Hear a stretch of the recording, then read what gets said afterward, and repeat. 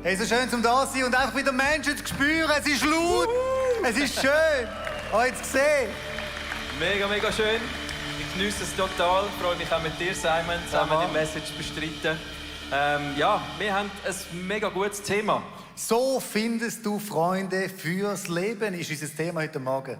Ja, und das ist ein mega relevantes Thema, weil es gibt Menschen in deinem Leben, die stutzen dir die Flügel und andere verleihen dir Flügel.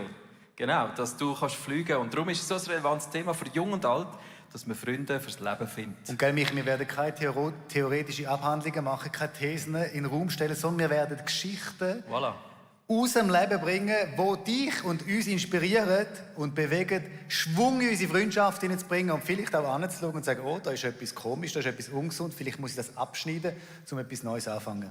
Ja, wir haben zusammen auch schon lange Freundschaft. Es ist mega cool mit dir zusammen, Simon. Dann wir dann aus dem Nähkästchen plaudern. Wir werden auch noch mehr erzählen von unserer Geschichte. Wir sind doch schon mehr als 2 Jahrzehnte miteinander als Freunde unterwegs. Getting older. Ja, wenn man das so sagt. Wow.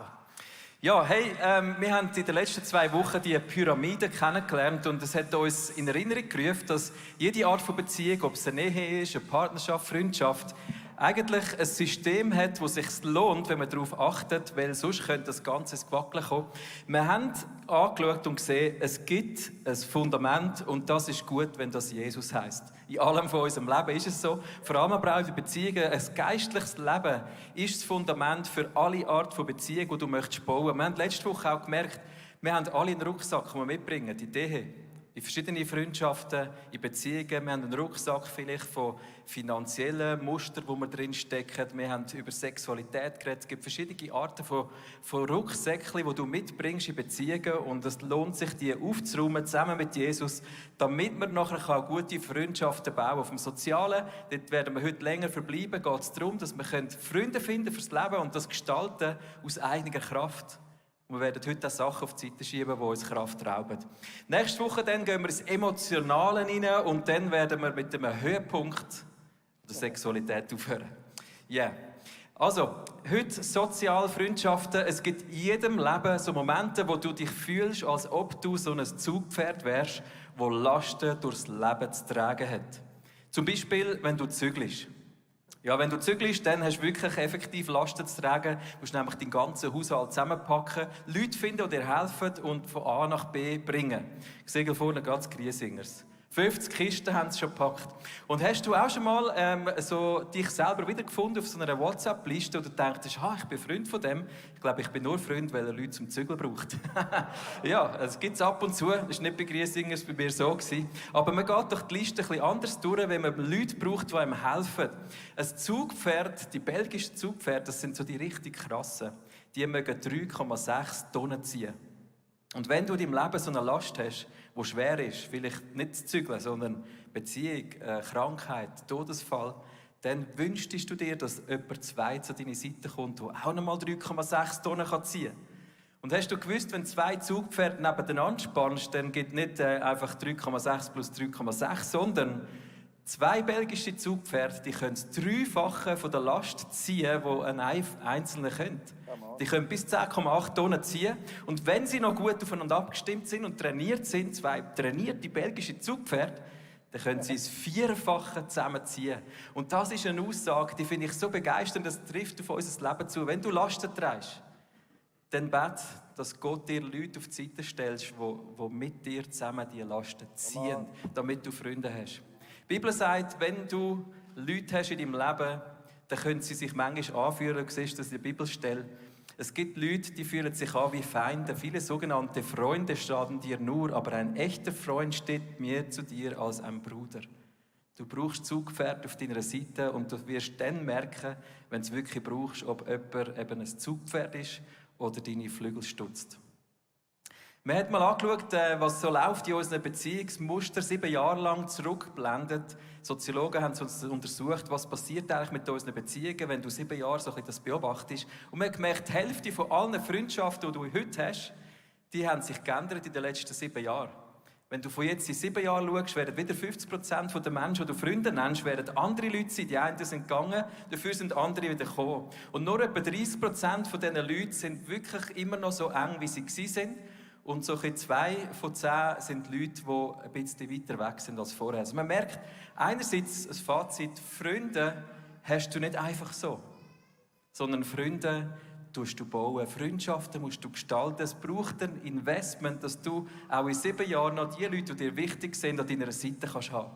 Und darum schauen wir heute an, wie verschieden kannst du Freundschaft leben. Wir werden 5 Arten von Freundschaften genauer anschauen. Leo und Susanne werden gerade starten mit den ersten beiden. Freunde des Herzens, und so ein Freund bist du für mich, Dave, schon über 20 Jahre. Ich finde es mega wichtig. Ich habe meine Ehe, ich habe meine Familie, ich habe meine Church, ich habe meine Small Group. Aber es braucht noch Freunde, die ganz, ganz eng auch auf einer Herzensebene im Leben unterwegs sind. In Hebräer Kapitel 10, Vers 24 steht geschrieben: Lasst uns aufeinander achten. Wir wollen uns zu gegenseitiger Liebe ermutigen und einander anspornen, Gutes zu tun. Und Dave, du spornst mich immer wieder an, in der Freundschaft Gutes zu tun. Es sind für mich so 3 Punkte. Das erste ist Ermutigung. Es ist so wichtig, uns gegenseitig zu ermutigen. Yes, ich nehme das mir mega zu Herzen, wenn ich dich höre am Sonntag zum Beispiel. Das ist ja einfach, was du tust, deine Main Calling. Und dann kommt mir in den Sinn, oder ich merke, wie du die geistliche Atmosphäre auch heute gerade wieder so geprägt hast. Und ich sage dann, hey Leo, was du gemacht hast, das macht so einen Unterschied. Weil ich weiß selber, wie das ist. Manchmal haben die Leute das Gefühl, man hört das ganz oft, aber es ist nicht unbedingt so. Und dann zu hören, dass es sich lohnt, dran zu bleiben und nicht aufzugeben, in welchem Bereich auch immer, finde ich mega wichtig, und das ist mir wichtig, dass du das weißt. Also sagst du nicht einfach nur, du bist blond, du bist toll, du bist gut, also all diese Dinge, sondern du profitierst immer aus der Sichtweise von Gott ein Kompliment zu machen. Also, weil oft sieht man aus lauter Problemen den Calling gar nicht mehr. Und darum sind Freundschaften mega wichtig, immer wieder mal ein bisschen so die Augen zu reinigen oder man sagt dann den Rollladen aufzumachen, besser gesagt. Yes. Und dann aber auch ermahnen. Also es gibt auch Momente, du sagst, so Leo, so jetzt einmal ein Talk. Ja, also ich bin nicht sicher, das gibt es glaube ich nicht so viel. Aber schon ab und zu wieder, ich versuche das mit viel Humor das zu nehmen. Ich habe ja da auch 2 Rollen, weil du bist nicht nur mein Freund, du bist mein Geistlicher und auch mein Arbeitgeber, mein Leiter. Und ich versuche das mit viel Humor und Respekt dir entgegenzubringen. Aber was ein Vorteil ist, oder mein Vorteil ist, dass du sehr gute Ohren hast. Du hörst sehr gut zu, du merkst die kleinen Nuancen und du nimmst das irgendwie ernst, nimmst das mit und bewegst das mit Gott in deinem Herzen. Und das spüre ich. Und dann ist es ja nicht nur so, dass ich dir dann sage, wenn ich finde, du solltest was anderes machen, weil du kommst ja dann auch und sagst, hey Dave, jetzt will ich dir mal was sagen. Gerade letztens, als wir mit dem Motorrad unterwegs waren, hast du mich gekallt und gesagt, weil ich da über eine Person gesprochen habe, gesagt, ja, was ist denn mit dir, dein Part in all dem? Was machst du? Und hast mich da auf eine sehr gute Art herausgefordert, meine Verantwortung wahrzunehmen. Mir fällt Ermutigung mega einfach von dir anzunehmen, weil ich merke, du hast ein gutes Herz, du meinst das aufrichtig, du versuchst mich nicht klein zu machen, du gönnst mir auch den Erfolg oder was auch ich immer habe. Das ist natürlich eine Grundlage in einer Freundschaft. Man muss sich gegenseitig Dinge gönnen und man ist der größte Fan voneinander, aber man sieht auch die Sichtweise Gottes in deinem Leben und dann natürlich auch Kritik bedeutet, man ist auch Feedback, ja. Man nimmt es an, weil ich möchte auch mein Leben nach vorne katapultieren. Yes. Dann das Dritte ist wichtig, dass man zusammen auch Spaß hat. Ich meine, das ist etwas, was wir definitiv im Leben haben. Zum Beispiel, wir sind uns ganz bewusst auf diesen 2 Motorrädern, weil wir gemerkt haben, wir haben eine gleiche Leidenschaft. Das ist mal Church, das ist mal für die Familie, auch Small Group und dann Motorradfahren. Da geht unsere Seele auf. Und immer, wenn ich so auf Motorradtour gehe, schreibe ich einen Chat, Dave, by the way, dass du einfach das weißt, am Freitag gehe ich Motorrad fahren. Im Falle du auch dabei sein kannst und wenn es funktioniert, cool. Wenn nicht, gehe ich alleine und denke immer wieder, Dave ist auch dabei. Aber Spaß zu haben ist, finde ich, mega, mega wichtig, dass man Dinge zusammen unternimmt, die eben auch die Freundschaft schweißt. Auf diesen Motorradtouren, da kannst du einander eben extrem gut ermutigen. Ist ein Setting, man ist weg von zu Hause, von der Arbeit und da ist auch der beste Ort, um auch ein bisschen Feedback oder Kritik reinzugeben, weil da kann man es auch viel, viel besser in dem Sinn annehmen. Ich finde, Freunde fürs Herzen muss man pflegen, muss man etablieren und sind ganz, ganz wichtig in einer Beziehung. Hallo, mein Thema ist Freunde des Glaubens und du fragst dich jetzt vielleicht, warum ich ausgerechnet hier in der Sauna sitze. Das ist genau der Ort, wo ich mich einmal in der Woche mit meinen Freundinnen des Glaubens treffe und in der Sauna. Deshalb, weil wir uns früh am Morgen treffen und es der einzige Ort ist in unserer Wohnung, wo ich 2 Türen zu den Schlafzimmern zumachen kann. Freunde des Glaubens sind für mich unendlich wichtig, weil wir haben das gleiche Fundament von der Liebe und der Annahme von Jesus. Wir leben von der Vergebung und wir haben das Ziel, Jesus ähnlicher zu werden. Im Prediger 4, Vers 10 und 12 steht Folgendes: Stürzt einer von ihnen, dann hilft der andere ihm wieder auf die Beine. Doch wie schlecht steht es um den, der alleine ist, wenn er hinfällt. Niemand ist da, der ihm wieder aufhilft. Einer kann leicht überwältigt werden, doch 2 sind dem Angriff gewachsen. Man sagt ja auch, ein Seil aus 3 Schnüren reißt nicht so schnell. Und genau das ist meine Motivation, wieso ich Zeit investiere in Freundinnen des Glaubens. Und Freunde des Glaubens haben 3 Dinge, die uns ausmachen. Und das erste ist, wir sind verbindlich.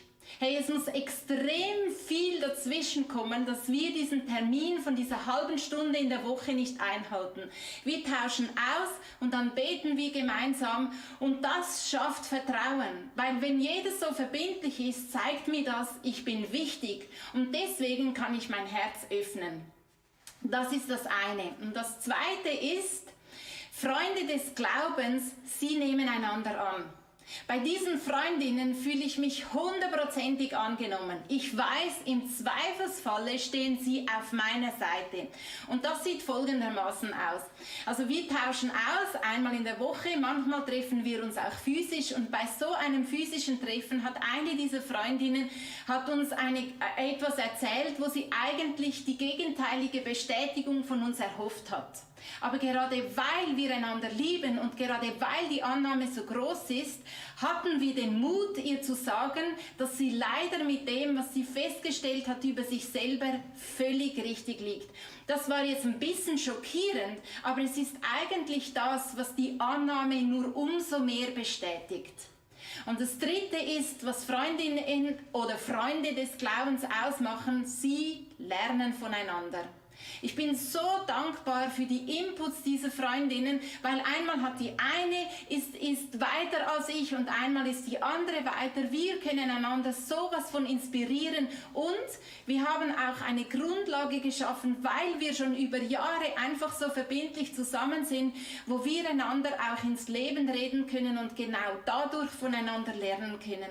Eine meiner Freundinnen weiß, dass meine Männer zu Hause sehr, sehr heikel sind mit Essen und sie hat den Mut gehabt, zu mir zu sagen, weißt du, du bist auch extrem, aber auf die andere Seite. Und ich konnte so viel genau von dieser Aussage lernen.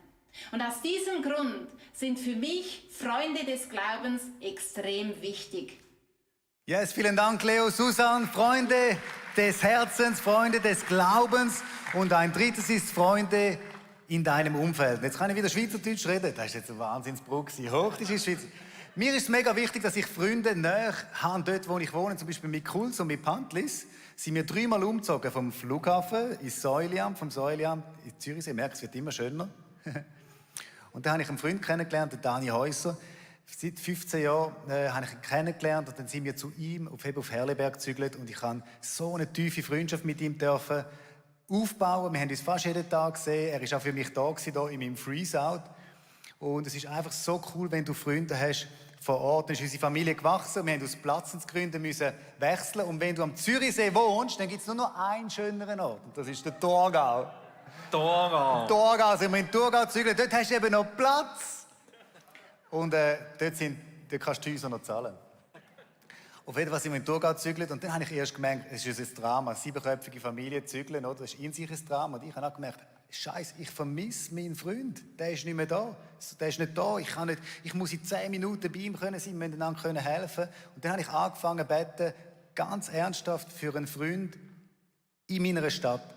Und dann kommt Lea eines Tages, hey du, ich war in diesem Laden, im Einzigartig da, das ist mega schön. Und dann habe ich den Männer gesehen. Was, du hast den Männer gesehen? Der Männer hat ICF Biel angefangen. Ja, der Männer, das ist sein Laden, der ist im Frauenfeld. Und so cool.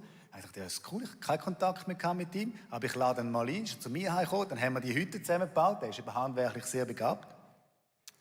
Und dann haben wir die Hütte gebaut und am Schluss von dem Abend ist es mir so gut gegangen. Es war so ein super Gespräch gewesen und es war einfach ein super Abend gewesen. Dann ist er dann nochmal gekommen, zum Fertigmachen und ich habe dann gemerkt, hey, der Mann ist Gebetserhörung auf mein Gebet. Und das habe ich ihm gesagt, Mann, ich habe gebetet für einen Freund hier in Frauenfeld. Du bist die Gebetserhörung. Wollen wir zusammen eine Freundschaft anfangen? Und er hat gesagt, ja, unbedingt.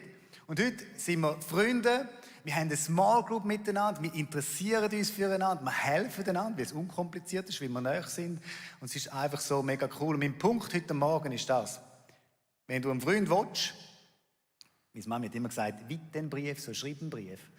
Also wenn du einen Freund willst, dann fang an beten für einen Freund. Und wenn er dann vor dir steht, dann mach Nägel mit Köpfen. Es ist vielleicht nicht so in unserer Schweizer Kultur, dass man dann sagt, hey, willst du mein Freund sein? Wenn wir Freundschaft bauen. Aber es ist in meiner Kultur und ich bin mega gut so gefahren. Gell? Wir sagen, hey, Michi, du bist mein Freund. Mega. Dave, du bist mein Freund. Dani, du bist mein Freund. Männer, wenn wir Freundschaft bauen und wenn man das einander zusprechen kann, mutig, dann kann so etwas Cooles entstehen. Also bist mutig. Das ist das eine, Freund vor Ort, wo du wohnst. Und dann ist natürlich auch in deinem Umfeld, dort, wo du schaffst. Michi, wir arbeiten schon ordentlich lang zusammen. Ordentlich, eine geräumige Zeit. Eine geräumige Zeit, ja. Und es ist wirklich auch eine Freundschaft aus unserem Umfeld entstanden, wo wir uns gesehen haben. Da bist du da aus dem Thurgau gekommen, auf Zürich, und wir haben uns überhaupt noch nie gesehen. Und ich dachte, das ist ein Thurgauer mit buschigen Haaren. Nein, und wir haben eine coole Freundschaft gestartet, einfach weil wir gemerkt haben, dass wir unsere Unterschiedlichkeit zu etwas Gutem gestalten können. Und mir kommt immer ein Satz in Sinn bei uns beiden: Ein Freund ist ein Anwalt von deinem Potenzial. Und das bist du für mich, Simon. Du setzt dich ein wie ein Anwalt für mein Potenzial, für Sachen, die ich teilweise selber nicht glaube oder selber nicht sehe in meinem Leben, setzt sich der Simon ein. Und das ist ein mega Segen, so einen Freund zu haben im Leben. Manchmal ist es so, da hast du das Gefühl, der Schuh ist zu gross, kann ich jetzt nicht machen. Und dann ist es so lässig, wenn du einen Freund hast, der eben sagt, hey, das Potenzial ist in dir drin, das kannst du, go for it. Ja. Das ist das, oder? Du fanst mich an und das ist mega wertvoll. Und es gibt so eine Art, wie man sich kann im Umfeld Freunde holen und auch gestalten, ist, dass man sich inspiriert gegenseitig. Und das schätze ich an dir, Sam. Wir sind ja recht unterschiedlich vom Typ. Du trägst dein Herz auf der Zunge, ich trage es irgendwo. Meine Frau und ich suchen einmal, wo es ist. Ja, was fühlst du? Schublade leer. Und bei dir ist es auf der Zunge und ich finde das einfach so gut an dir, das inspiriert mich, das schätze ich so mega an dir und du bist einer, wo man einfach spürt, du tust Authentizität verstreuen, dort wo du bist und bist sofort in den echten Lebensthemen. Ja. Wir ermutigen einander mega oft, auch mit Sprachnotizen, wenn einer etwas Gutes gemacht hat. Das ist eine Kultur, die man etabliert. Du musst nicht immer gerade die Welt verändern, um einem anderen ein Kompliment zu geben, sondern wir haben einfach eine Kultur, wo man einander ermutigt, hey, ist so gut das Meeting geleitet und so weiter. Das haben wir kultiviert, gell? Absolut, das gehört einfach dazu, das ist nicht selbstverständlich. Also, leb das aktiv in deinem Umfeld, dass du Sachen, wo du Freude hast am anderen, sag das, sprich es aus, sprich es über den anderen aus, weil das ist mega viel wert. Als ich eine Krise hatte, hat Michi mir einen 5-seitigen Brief geschrieben, von Hand geschrieben. Das ist einer von den Gründen, warum ich heute noch da bin. 5-seitiger Brief. Ja. Michael, wir dienen auch einander. Ja, wir dienen einander. Es gibt wirklich so ab und zu Momente, wenn man eben miteinander unterwegs ist, wo man eine Last zieht, das Zugpferd-Feeling bekommt plötzlich. Und so kostbar, Simon, ich kann jederzeit eigentlich dir kurz schreiben, vor einem Meeting noch schnell, wenn man merkt, wir sind zusammen in einem Meeting, es braucht gerade jemanden, der das zieht. Schnell, hey, ich bin nicht so gut vorbereitet, Simon, bist du parat, kannst du ziehen? Und dann zu wissen, dass du dich einspannen auch als Zugpferd für meine Sachen, das ist so kostbar. Ja, und umgekehrt auch, also eben. Ja. Und dann manchmal verwünscht es auf dem falschen Fuß und dann machen wir es halt zusammen. Aber das ist so cool, dass man das kann. Wir haben schon manche Karren zusammengeschleicht. Das ist ein gutes belgisches Pferd. Ja, genau. Ja, der dritte Gedanke, wie du im Umfeld kannst Beziehung und Freundschaft leben, ist eben, dass man einander alles mag gönnen, dass man füreinander ist. Es gibt da eine Bibelstelle, die ist mega gut. Im Philipper 2 sagt Paulus: Denkt nicht an euren eigenen Vorteil.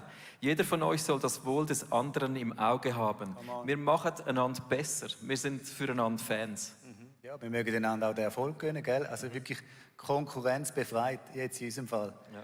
Ich möchte noch eine Box aufmachen, ist mir gestern mega aufs Herz gekommen. Vielleicht schaust du jetzt zu und du denkst, die können gut reden, die sind seit 20 Jahren in dieser Kirche dabei, logisch haben die eine Freundschaft.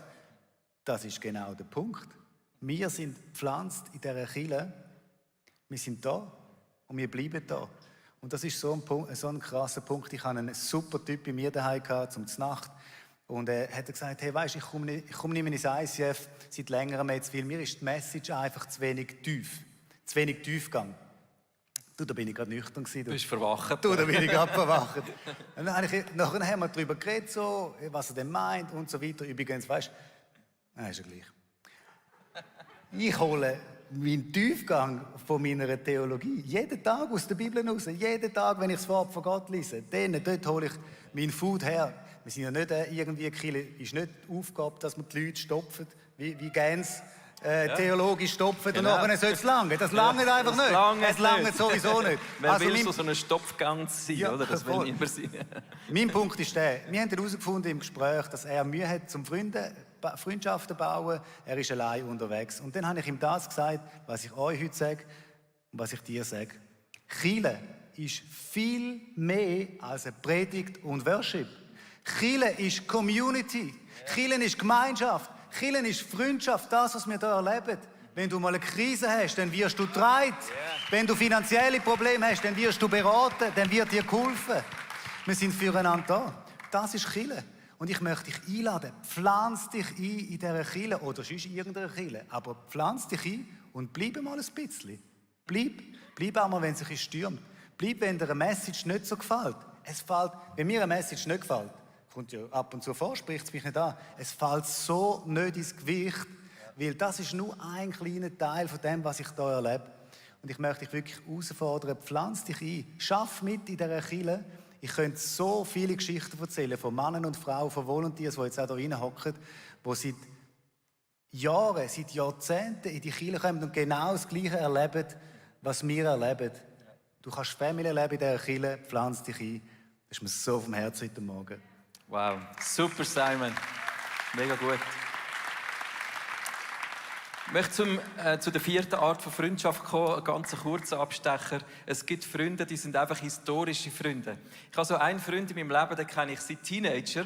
Und ich sehe ihn nicht so oft, so 1-2 Mal im Jahr. Aber wenn wir uns sehen, dann geht es 10 Sekunden und dann haben wir wieder angeknüpft. Und es ist einfach mega, als ob wir uns schon eigentlich jeden Tag gerade gesehen hätten. Und so Freundschaften sind kostbar. Manchmal haben wir das Gefühl, wir müssen immer mega aktiv sein. Aber es gibt auch so eben historisch gewachsene Beziehungen, wo sich lohnt, die einfach zwischendurch zu begüssen, am Leben zu behalten, weil sie ein Segen sind. Mit Leuten, die dich seit Jahren kennen, hast du immer wieder mal einen anderen Input. Die Leute haben etwas anderes über dich zu sagen, als die eben erst gerade gekommen sind. Darum pflege auch historisch gewachsene Freundschaften. Jetzt kommen wir zu den Zweckfreundschaften, wo wir das im Meeting darüber geredet haben. Das ist gar nicht sexy, Zweckfreundschaften. Aber sind wir ehrlich, wir haben mega viele Zweckfreundschaften, was auch mega wichtig ist. Also Zweckfreundschaft, du hast einen gemeinsamen Nenner.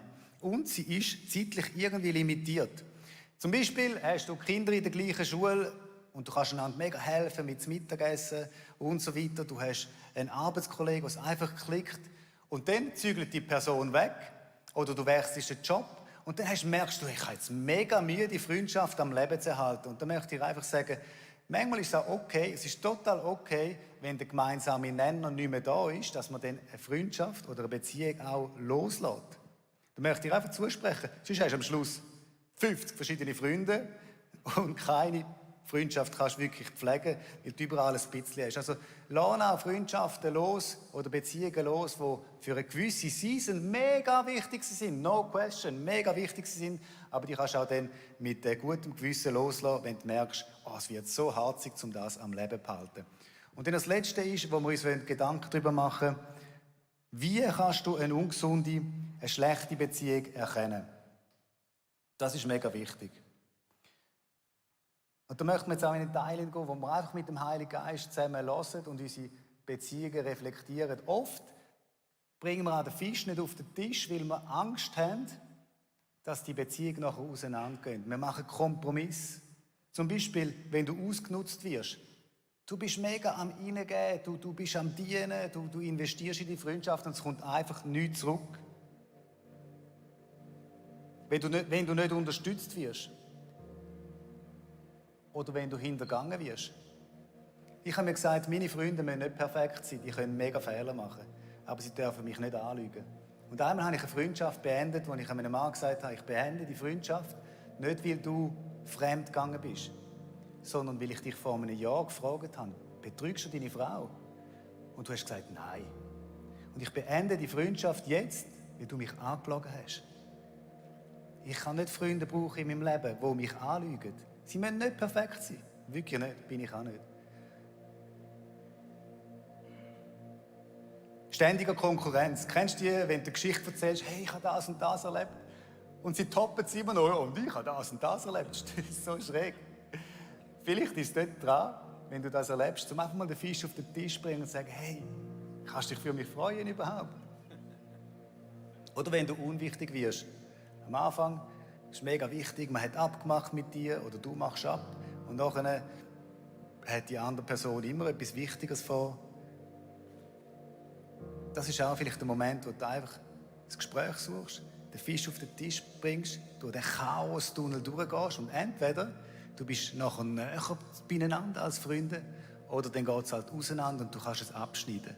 Oft habe ich es erlebt, dass wenn ich den Fisch auf den Tisch gebracht habe, ehrlich gesagt, ich will keinen Kompromiss mehr machen in dieser Beziehung. Jetzt bin ich ganz ehrlich, dass wir nachher viel näher zusammen sind.